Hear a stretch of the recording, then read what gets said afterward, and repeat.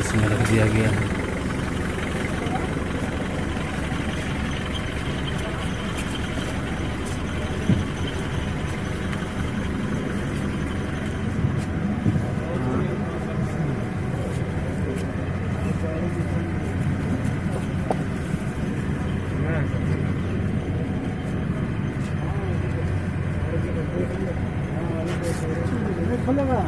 ये अंदर है, हजरत की लाश है।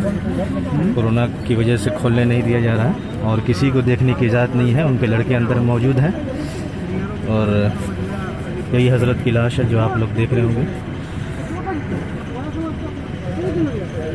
बस यहीं तक हजरत का सफ़र रहा। अब मुंगेर के लिए रवाना हो रहे हैं। लोगों की बहुत बड़ी हुजूम है।